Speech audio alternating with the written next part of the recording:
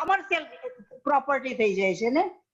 And the second part, this is my view. Again, you may not agree, but many of us who are going to these classes in Madhubai and all, what we end up being is more fundamentalist rather than being open-minded. That is how I see it. If you go to Madhubai's class and listen to these guys, they become more self-righteous, arguing that we are the greatest, instead of trying to imbibe the perception of using the study to broaden the horizon. They become self-serving and self-righteous. That's how I see it. I think part of the downfall of Hinduism is us, all of us, including me, you, and everyone. We say one thing and do totally different thing.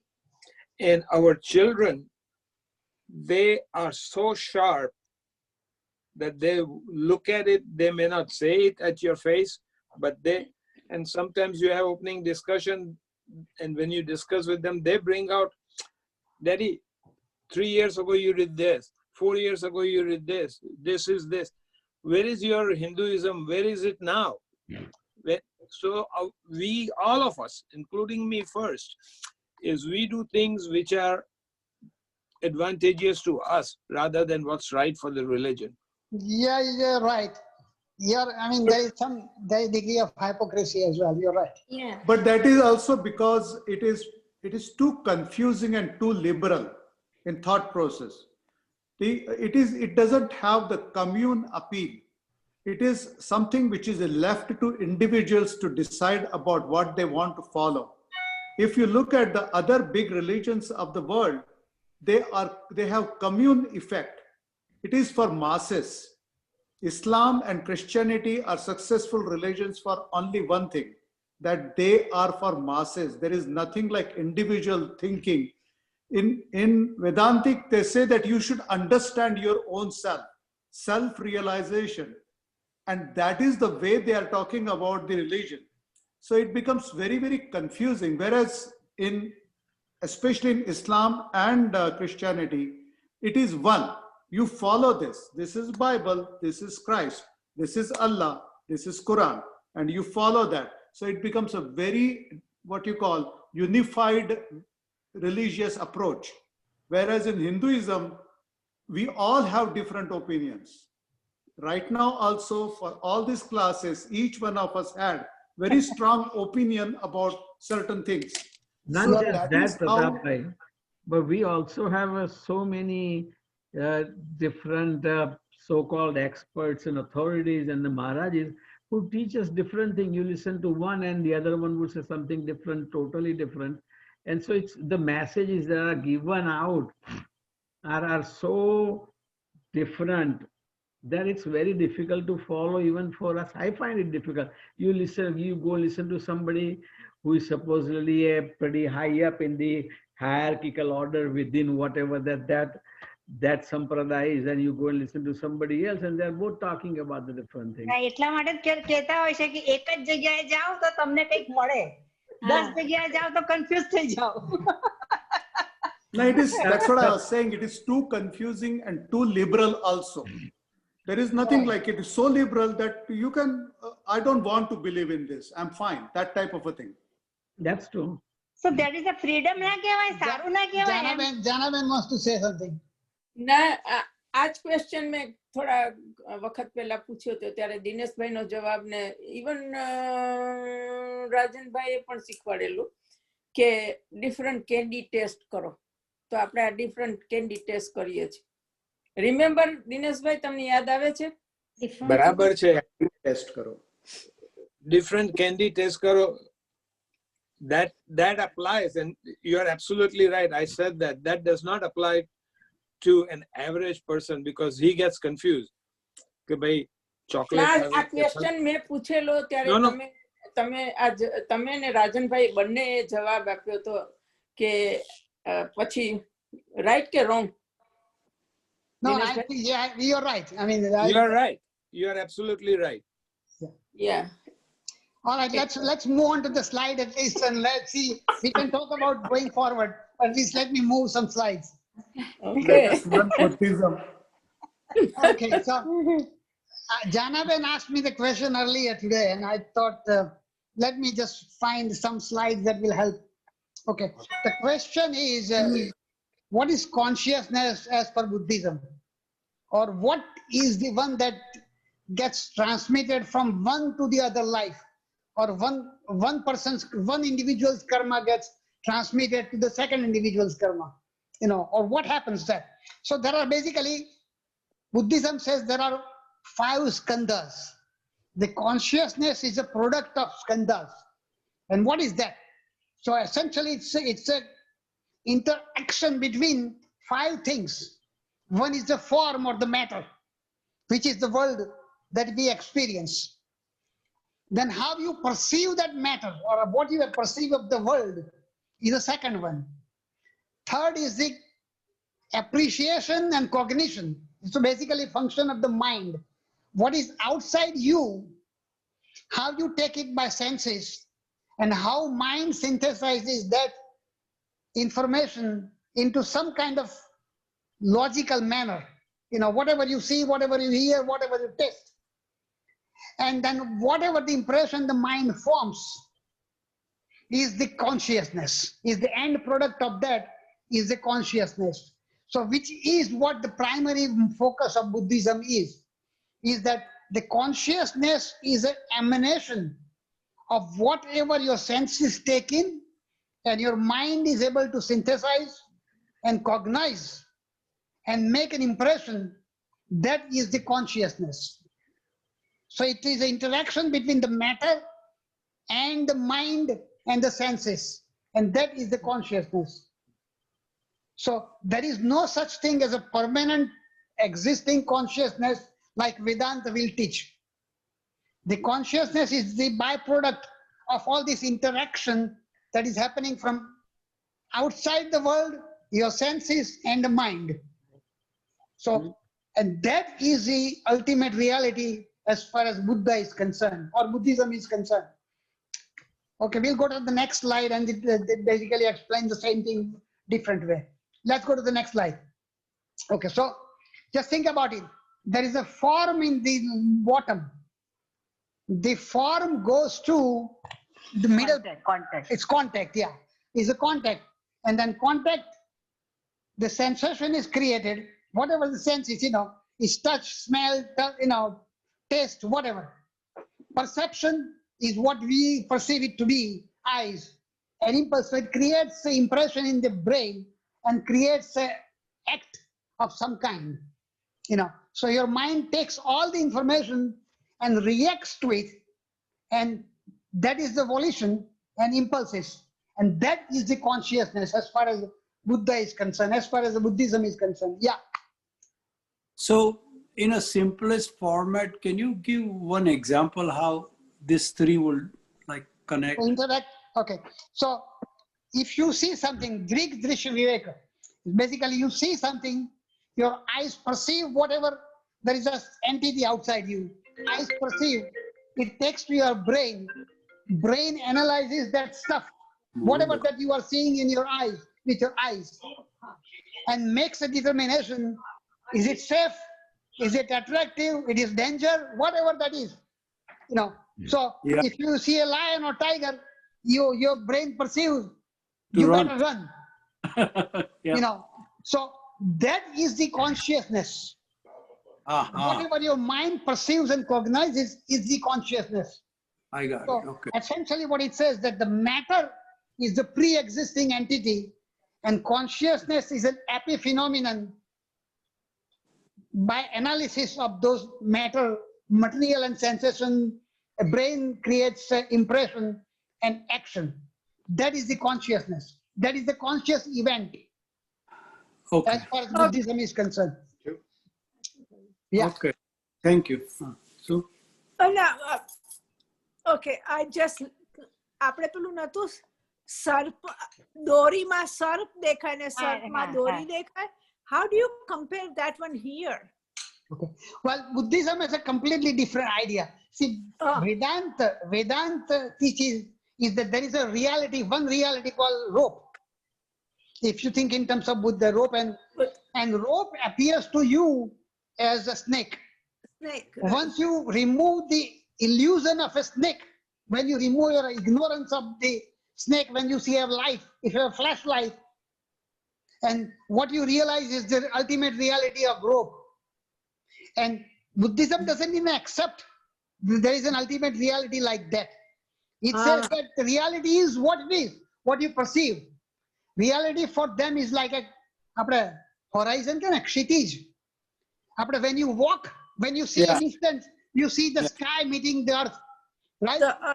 Right. So for them, that is the reality. But as you move forward, they keep on moving. That also keeps on moving. So for Buddhism, it's like kshitij. Yeah. It is So an illusion. Yes. Yeah. Go ahead. No, so this consciousness is not the realism. The consciousness for them is that's all there is. The experience that we have in the world is this is appearance, whatever conscious experience you have. There is nothing beyond that. It is not necessarily an illusion. It is the reality as you experience. Buddha doesn't go beyond that. I see. Okay. Anil bhai, if you can talk, you are most welcome to say anything. બોલાતું નથી એ નથી આજે dentist પાસે ગયો છે પણ અમારી slide નથી આવતી અહીંયા તમારા સ્લાઇડ નથી દેખાતી ના અને એનાથી બોલાશે નહીં બીજા બધાને દેખાય છે બધાને દેખાય છે We can see your this colored slide. We અચ્છા can you મને see. need to reboot again because if all others can see, then obviously there is કઈ problem. વાંધો નહીં અમે સાંભળી શકીએ છીએ એટલે ઓકે નહીં કારણ વચ્ચે હું ડિસ્ટર્બ કરીશ તો વાર એ તો થશે ભાઈ પછી. તમારા કમ્પ્યુટરમાં તમે મેં સ્લાઇડર ને મોકલેલી છે you can તમારા ફોનમાં સ્લાઇડ મોકલી છે અચ્છા okay okay yes you can look at those when if you cannot see. Let's move on to the next slide. Yes yes So this is again basically same thing manifested different way. One is form, second is feeling, third is perception, fourth is the mental formation, and the fifth is the conscious experience.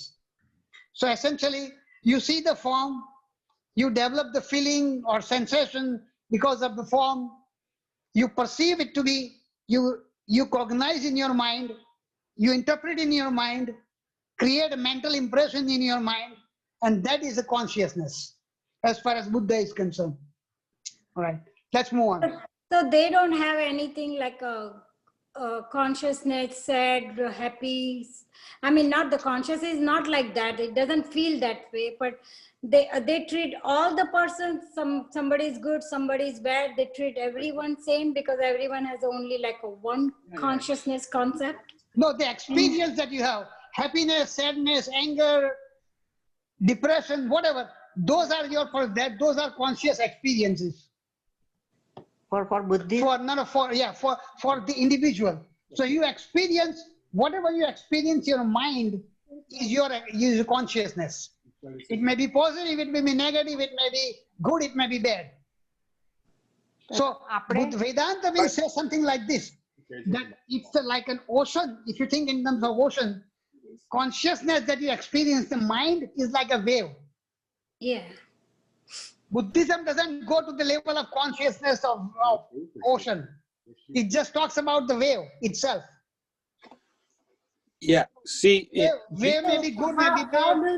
How do they teach the Buddhism to the people with if they don't go beyond like just consciousness in every how they mind is there, they end at mind. Mindfulness is basically they end everything at mind.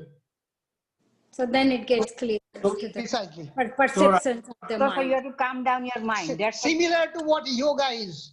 Yoga more or less ends up at mind.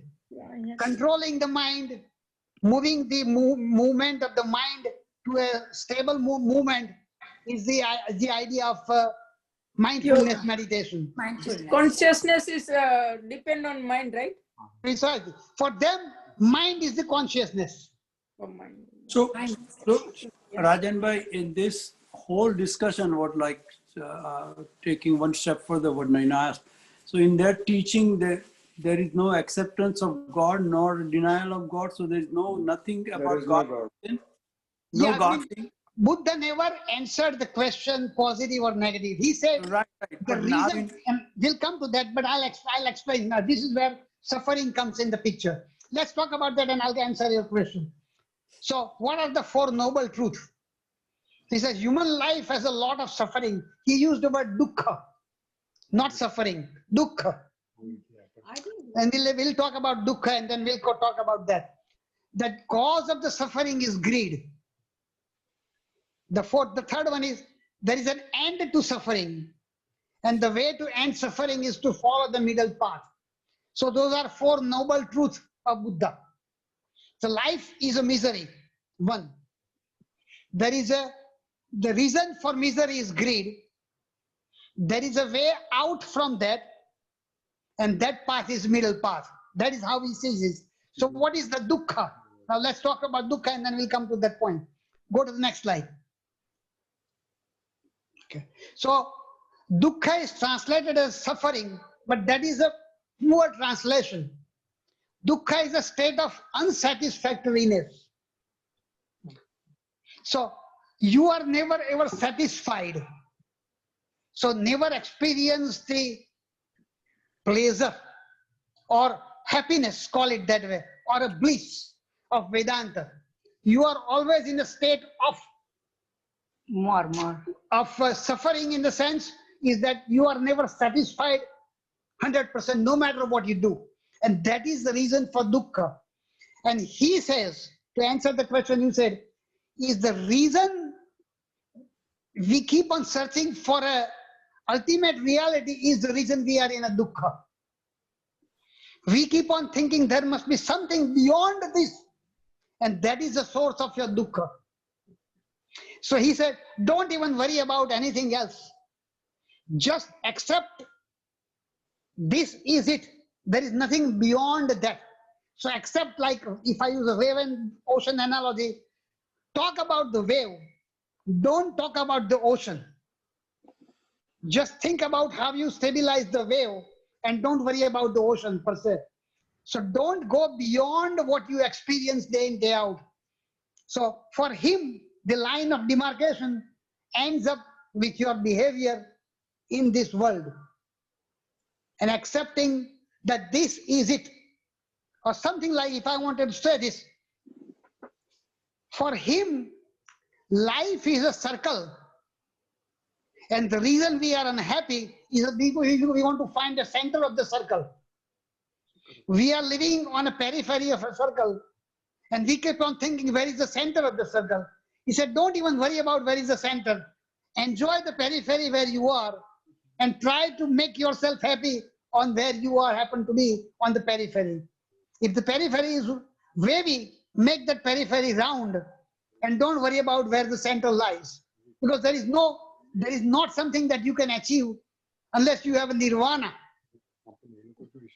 So for him, the suffering is because we are constantly longing for something that is not obtainable.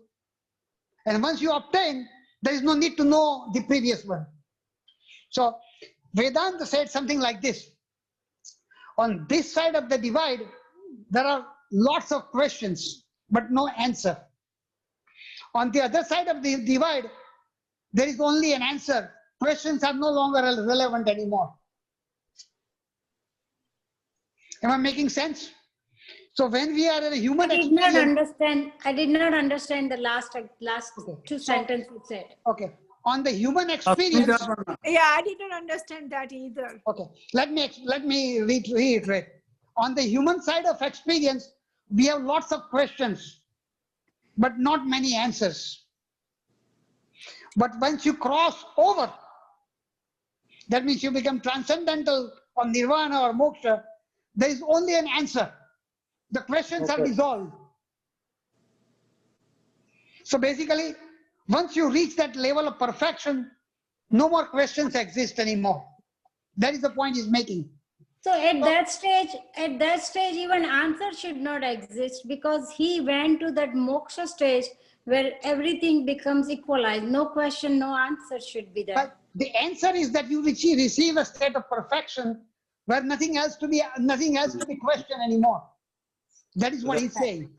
So if there is no question, there is no answer. The answer is because every question that you ever wanted to know has already been answered in the state of perfection. Okay. That is what he's saying. Got it. All right. So what are the pains? What is a dukkha? Buddha said something else before I go to this slide. He said there are two arrows that we face in our life. I can help you with the second arrow, but I cannot help you with the first arrow. That is what Buddha said. So what is that? What are those two arrows? He said that in the life that you live, the world will throw you arrows to your direction all the time in terms of external manifestation, whatever. And that arrow will hit you. So that I cannot prevent. But the second arrow is the mind that reacts to your arrow is a second arrow.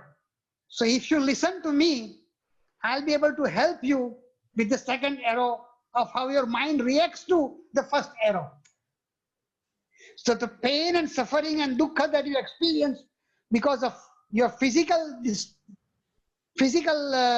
damage and how your mind reacts to that is where I can help you. The world will keep on throwing arrows at you and I cannot stop it.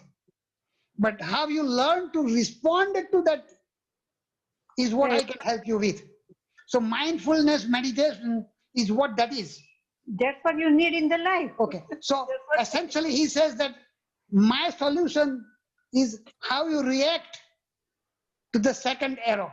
Your mind perceives the anger, mind perceives the depression, mind feels sorrow. I can help you there to teach your mind how to remain, equipoised, or sthita prajna, if you want to call that word. So how your mind is able to react to the external agent is where Buddha comes in the picture. So when he says life is dukkha, he said, well, dukkha will, what you perceive in the world will keep on coming to you. Go ahead.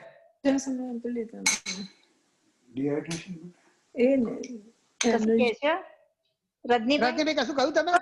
Dineshbhai કહે છે. ઓ Dineshbhai, okay. ક્યાં છે દિનેશભાઈ? ક્યાં છે? અમારા દિનેશભાઈ કપાઈ ગયા છે અમારા. That's a problem of my life. Buddha will teach you how to deal with that, with the second arrow. તમે આવો અમારે અમાર ચાર જ દેખાય છે ને એટલે બે જણ જતા રહે. દિનેશભાઈ આયા. So no, the question, see, we in Vedanta we are trying to go beyond the mind. There is something else, and for an average human being, average person, that going beyond the mind is very difficult, and we are trying to keep on achieving, trying to get there, and that's why we are unhappy, because we are not able to get there. While Buddhism, look, this is what it is, be happy and move on with what it is and keep on moving on. There will be some good, there will be some bad, but there is nothing beyond that. Just keep on moving and you will be happy. Did I understand that correctly? Yes, right. He basically concentrates on the mind aspect only. I guess કે તમે આપણે વેદાંતમાં આપણે mind ની beyond જોવાઈએ છે પણ mind જ stable નથી. So how can we look at it? So before that you need this. But that's why we are unhappy. No, but Smitaben, that's why most of us are unhappy and trying to get somewhere that we can't go through. And એટલા માટે આપણને 84 લાખ જન્મની જરૂર છે. એવું નહીં. No, to get beyond that. I think વેદાંતનું કરાવે છે આપણને beyond the mind જોવાનું કહે છે પણ માઇન્ડ ને તમે પહેલા સ્ટેબલ કરવા માટેનો રસ્તો નથી બતાવતા. અરે બતાવે. That's a yoga technique. Yoga technique. That's yoga technique. That's yoga technique. That it shows yoga, but the point is that even after you control the mind, there is lot more to go beyond that. Right. There is lot more sadhana is needed to get beyond the mind, even after mind is under control. Buddha says કે ભાઈ તમે અહીંયા mind control કરો એટલે પતી ગયું, જય શ્રી કૃષ્ણ, જીવ મજા કરો. માઇન્ડ કંટ્રોલ કરવું કેટલું? You are right. બુદ્ધ જય શ્રી કૃષ્ણ નથી કહેતો, પણ that is the problem. એટલે સાંખ્ય થિયરી અને yoga theory will stop at the mind level. Right. Buddha also will stop at the mind level and not go beyond mind. Basically, that's the point. Yeah. The simplistic view of Buddhism, which is why probably it's much more accepted by the Western societies. Isn't it? Ultimately, most people experience pleasure and pain and whatever at the level of mind. Mind. If you are able to control your mind, that's all matters to them. Now, what lies beyond the mind, they don't give a damn. Right, exactly. ના પણ એક વખત તમારું mind stable થઈ ગયું પછી you won't able to do anything bad, you know. So Buddha's answer is this. So that is good. Buddha's answer is that the nirvana is the ability to control your mind. Mind. Period. And that is the nirvana. So your dukkha is because you are not able to control your mind. So he says the world will keep on throwing arrows at you. The second arrow that I can help you is the pain that you experience in your mind, and the dukkha that you have, I can help you to control that. Control that. That is what Buddha says. All right. So ના એટલે હવે suppose કે આપણે હવે અત્યારે આપણું આ pandemic છે, that is the outside arrows are coming, right? Right. So આપણું માઇન્ડ સ્ટેબલ નથી કારણ કે we are worried. આપણે બીજું બધામાં એટલે we are always દુઃખી કે ભાઈ આ પેન્ડેમિક આવી ગયું, આ આવી ગયું, પેલું આવી. પણ તમારું માઇન્ડ સ્ટેબલ હોય ને, if you learn all this stuff techniques, so that will make you stable. That's what you want in the life. Well, I'll tell you what, a person who is not religiously kind of fanatical will be happy to listen to this and will be more interested in learning about this. How to feel the peace in your mind. That's what I need, you know. You know, they will be more interested in that part and forget about the God part. Yes. Very, very I'm in true. that category. So I think that is why Buddhism and meditation technique have a lot more attraction among the people who are not religiously, you know, inclined to believe in things. And that's the point I'm making. All right, so let's just finish this slide. So physical and mental pain is an inevitable stress of your life, like sickness and old age and death. So Buddha says, well, some of it is unavoidable. Like all the story that we learned about when you were a kid, you know, Buddha went to the outside and he saw a sick man. Buddha went and saw a dead body, and that's how he became detached from this world, you know. So that is what he says, that all this will happen. You know, you accept them as reality and don't get preoccupied by that. The distress, the second one, the distress as a result of impermanence and change, such as a pain of failing to get where we want to go and losing what we hold dear. So second part of discomfort is what? We want to hold on to things we have so we don't lose. And what is that? Age, young age. We don't want to acquire illness. You know, so we want to hold on to things and we are worried about losing things that we may already have, or we are wanting to have things that we don't have. You know, so basically desire, call it that way. And existential suffering, the angst of being human and living and conditioned existence is subject to rebirth. So that is the last stage, is that we all of us know that we are going to die. You know, so basically he says, develop equanimity with all those things. And if you don't, then that is your dukkha. That is your suffering. And what is the root cause of suffering? He says the same thing, craving for outside things and attachment to the stuff we already have. So we are craving for things we don't have, and we are attached to what we have, so we don't lose it. So that is the reason we are in a state of dukkha. So it basically goes on expressing that dukkha is not the suffering as it's translated.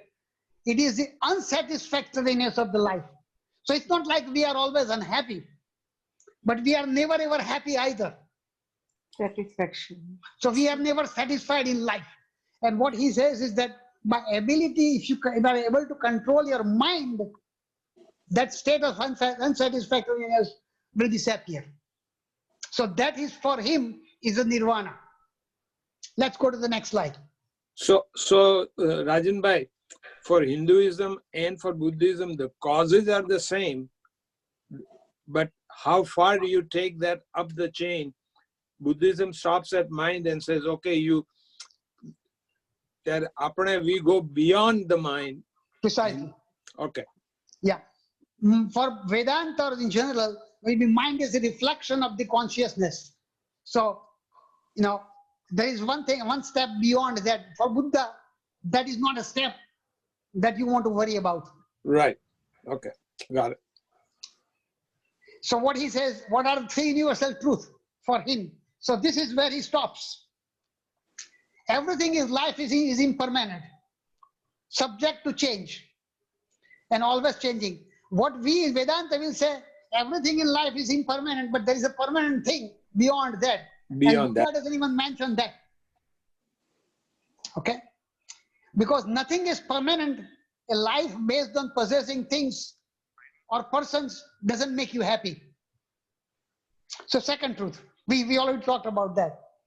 There is no eternal unchanging soul or self. It's just a collection of changing characteristics of attributes. So he says, a self-melt chudo. Forget about the self. The self is what the mind is. Mind is. That is a constantly changing thing. So there is no higher self and lower self. For him, there is only one self. And that is the mind. Forget about rest of the stuff. So these are the three universal truths as far as Buddha is concerned. All right, let's move on. So eightfold path of nirvana. So how do you get nirvana? Basically, we talked about what you need to avoid. It says right understanding, four noble truths. So you know the truth now, that life is suffering and those kind of things. Okay, so you understand that point.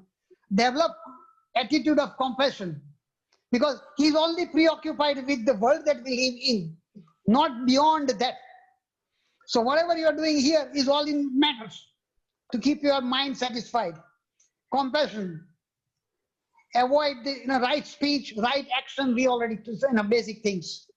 Right work, right effort, right mindfulness, which is where Buddha stops, and right meditation. So these are the eightfold path to nirvana. So essentially, he says, control the mind, acquire the peace of your mind, develop the equanimity, and that's a nirvana. There is nothing beyond that.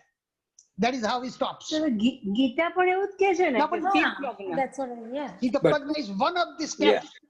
But Gita says there is things beyond Sthita Prajna. Precisely, right. While Buddha says, you become Sthita Prajna, you won the war. And Sthita Prajna એ પહેલા હોવું જોઈએ, પછીથી beyond મળે, right? Right. For Buddha, that's the end. Okay. Yeah, Buddha says કે અહીંયા દરવાજો બંધ, there is nothing to go. ત્યારે આપણે છે કે ભાઈ there is a small hole there that you can go through, and the hole is so small કે 55 કરોડ Sthita Prajna થાય તો એકને માંડ જવા મળે. All right, so basically that is the eightfold truth or eightfold path of nirvana. Let's move on the next one. તો એટલે that means કે આપણે સ્થિત પ્રજ્ઞા થયા પણ still satisfied નથી એમ એવું? You develop equanimity in your life. Live the life with the mind that is under control, and that is the end as far as he is concerned. Don't worry about what happens after that. એટલે આપણને તો સ્થિત પ્રજ્ઞ થાવ એવું કહે છે, પણ એને એ કરવા માટે શું કરવાનું એ રસ્તો કેમ નથી બતાવતા એમ? બધું જ બતાવ્યું છે ગીતામાં. આપણે ગીતામાં ને બધે બી કહે ને કે સારું કામ કરો, સત્કર્મ કરો, સુવિચાર રાખો, rightfulness. એ બધું તમને કોઈ કહે ને કરવાનું, પણ એ તમારા માઇન્ડમાં ના આવે. માઇન્ડને તમે સ્ટેબલ ના કર્યું હોય તો એ બધું તમને નકામું જાય. Right, but that's what they say in Gita also, right? Or Vedanta also. That what he says in eightfold path is not different than what Gita says. By Yeah, the way. right, Yeah. right, yeah. Buddhism માં 5 આ જે બુદ્ધ છે ભગવાન એ 5 વસ્તુ શીખવાડે છે. આ તમે જે બોલ્યા ને એ જ બધું. સર ફરીવાર બોલો. એટલે રિસ્પેક્ટ અધર લાઈફ, પછી લાઈ નહીં, દયા ભાવ, પછી માઇન્ડ ને ક્લિયર રાખો, something like that.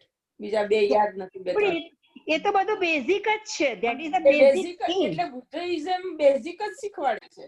Right, exactly right. આપણે અષ્ટાંગ યોગા છે, તમે લાવવા માટે તમને બધું જ ખબર છે. તમારે સાચું બોલવું જોઈએ, મોરલ તમારે રાખવું જોઈએ, આ કરવું જોઈએ, પણ જ્યારે વસ્તુ આવે છે ત્યારે તમે નથી એવા થઈ શકતા, કારણ કે your mind is not stable. That so before that that's why he says make your mind stable.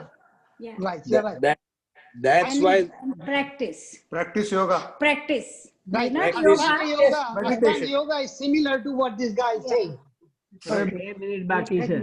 1 કે 2 મિનિટ maybe એક મિનિટ બાકી છે. So કેટલી મિનિટ? 1.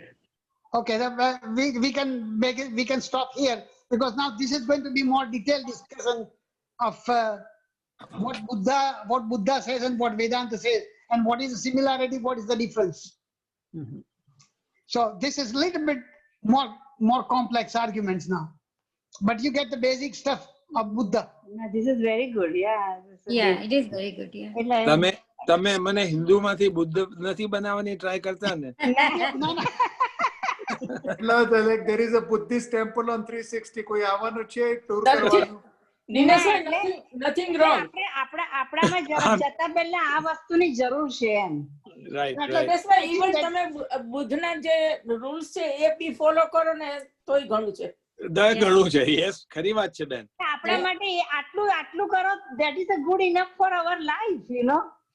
કે આપણે આ પૂજા કરો ને પેલી પૂજા કરો ને આમ કરીએ તો સારું થાય. આપણે એમ જ ભરાઈ જઈએ છીએ એમ.